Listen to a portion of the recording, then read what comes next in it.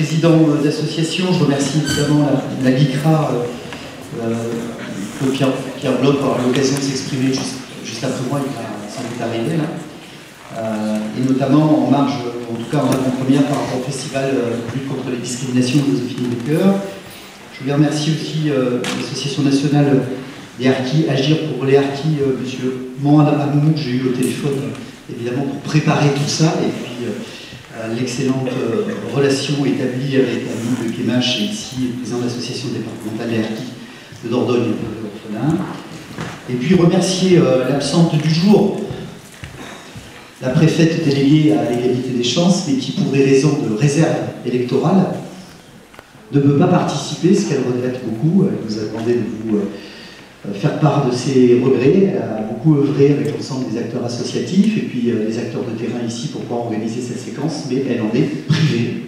Ce qui est frustrant, mais c'est la règle d'impartialité de l'État qui s'applique, et donc la réserve électorale lui impose de ne pas paraître ici aujourd'hui devant nous, ce qu'on regrette, mais en tout cas je la remercie au nom de l'ensemble des participants. Alors, très clairement et sans être trop long, puisqu'en fait ce qui est important c'est évidemment le film qui sera projeté et puis les débats qui seront organisés.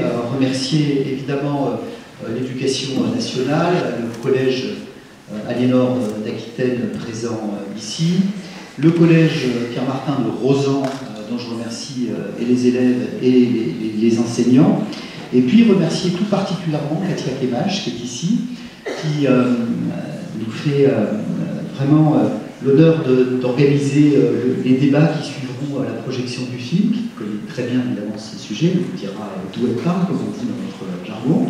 Mais merci Katia de votre présence et d'avoir répondu au pied levé, hein, parce que tout ça s'est organisé assez précipitamment et vous avez répondu avec beaucoup de gentillesse à l'invitation qui était lancée. Je suis très satisfait que universitaires comme vous puissent animer ces débats sur ces sujets qui sont des sujets évidemment pointus, comme le sont nos sujets de prédilection en termes de recherche. Voilà. Donc l'initiative, je vous le dis, c'est l'initiative de préfète déléguée à l'égalité des chances, Miguel Rousse, et puis l'idée, donc après échange avec les associations, je ne suis pas moi-même un spécialiste de ces questions, ça a été de retenir un film, Harki, l'héritage, un film qui permet d'établir le récit d'enfants, de petits-enfants de Harki. Qu'est-ce qui était important pour le maire que je suis sur ce type de sujet et d'échange qu'on va avoir entre nous? Je crois qu'on est dans un monde où les médias véhiculent, les réseaux sociaux, beaucoup d'images négatives, d'exemples négatifs, un certain nombre de faits qui sont souvent des faits isolés, parfois des faits sociaux, qui résonnent avec, je dis parfois, une vision assez crépusculaire de la société, on a l'impression que tout va mal. Je crois que dans les temps qui sont les nôtres, peut-être encore plus à l'heure où je vous parle, il est important aussi de donner à voir des exemples de trajectoires individuelles ou collectives qui sont positives. Voilà. Ce pays est un pays qui, dans le cadre de ses valeurs, qui sont les valeurs républicaines qu'on partage ici, certes, n'est pas exempt de reproches en termes de discrimination, ça existe, c'est indéniable, mais offre aussi à celles et ceux qui, par le mérite, par le travail, qu'ils soient scolaires ou professionnels, veulent progresser dans cette société, a longtemps offert des possibilités. Voilà. Et moi, je veux retenir cela, et je pense que c'est important aussi pour les jeunes qui sont présents aujourd'hui, de considérer que même si le combat pour l'égalité est un combat qui doit continuer de se faire, de se réaliser, même si ce combat de l'égalité, parce que l'égalité n'est jamais quelque chose d'acquis, quel que soit le combat pour l'égalité, n'oublions pas non plus que les libertés qui nous sont données permettent aussi ces initiatives et ces progressions et ces parcours professionnels. Et donc, je suis très heureux qu'on puisse, sous cet angle-là, c'était l'angle que j'allais choisir en échange avec nos partenaires, parce que je voulais aussi qu'on délivre cet exemple positif, hein, qui est en tout cas un exemple qui aussi casse un peu certaines visions qui sont parfois un peu déterministes à mon goût. Et donc voilà, donc on a collaboré les uns avec les autres. Je remercie puisqu'il est désormais présent, et tout à l'heure que je l'ai cité, il n'était pas là, donc je vous remercie avec Claude Pierre Bloch des échanges qu'on a eu ensemble, et puis de la façon dont vous avez pu articuler tout ça. Vous avez articulé ça de main de maître, et puis alors après, on a établi des rapports entre nous qui étaient simples et bienveillants, constructifs, ce qui nous permet de réaliser aujourd'hui cette séquence. Donc soyez les bienvenus à Questions-la-Bataille, et puis je vous propose de prendre la parole. Il y a quelques mots. Merci à vous toutes et à vous.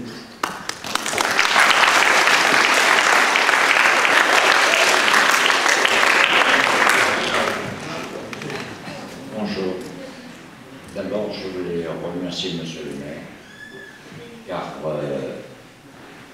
quand nous avons eu l'idée de faire ce festival il y a déjà un an, donc ça va être la deuxième année, j'avais promis au président du département de la Nouvelle-Aquitaine de venir en Gironde, grâce à la préfète, malheureusement, qui n'a pas pu être présente aujourd'hui, car la campagne électorale commence, donc elle vous salue et regrette d'être pas ici aujourd'hui. Monsieur le maire, merci de nous recevoir dans votre ville. La promesse est tenue, je fais une opération en Gironde, grâce à vous. Sachez que les combats de Joséphine Baker et de la LICRA, je suis vice-président national de la LICRA. Je vis en Dordogne. J'ai eu cette idée de faire ce festival, Joséphine Baker, LICRA, car Joséphine Baker était membre de la LICRA dès 1936, jusqu'à la fin de sa vie. Elle était avec nous. Je l'ai connue personnellement. Mon père, un des membres fondateurs de la LICRA, ministre du général de Gaulle, après la guerre, et grand résistant. Je pense que ce festival cette année a une importance énorme, car les combats de Joséphine et de la LICRA, malheureusement, sont en ce moment dans les débats politiques. On ne fait pas de politique à la LICRA, mais les seules politiques qu'on fait, c'est comme contre les extrêmes, que ce soit de droite ou de gauche. Donc ce festival, il y aura des grands auteurs qui seront présents, des grandes personnalités. Malheureusement, on devait avoir des ministres, mais à cause de la campagne, ils ne peuvent pas être présents. Et je vous invite tous à venir à ce festival qui aura lieu le 21-22 juin au Milan, au parc de Joséphine Baker, le château des Mélandes, niçois de la Dordogne, niçois de Joséphine Baker. Je vous invite tous. Et je suis heureux que les harkis, car je veux donner la parole aux harkis, je donne la parole aux femmes iraniennes, je donne la parole à tous les gens qui sont opprimés en France et à l'étranger. Donc, c'est un combat que je continue. C'est le combat de mon père pendant plus de 80 ans, il a fait, et je continue ce combat. Merci, Monsieur le Président Berger. Merci, Madame, d'être avec nous. On ne se connaît pas, et je suis heureux de vous avoir à mes côtés, car nous avons les mêmes combats. Merci. Et merci, Monsieur le maire.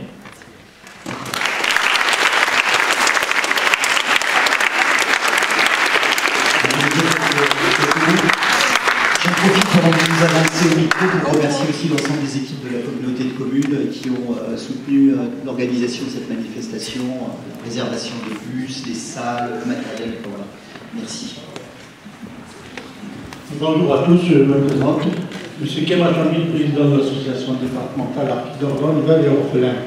Tout d'abord, je tiens à remercier monsieur Claude, qui est à l'initiative de cette réunion, monsieur le maire de Castillon, et vous les collégiens, merci à vous de vous être intéressés à la guerre d'Algérie. Donc je tiens à votre disposition pour les questions que vous aurez à poser. Merci.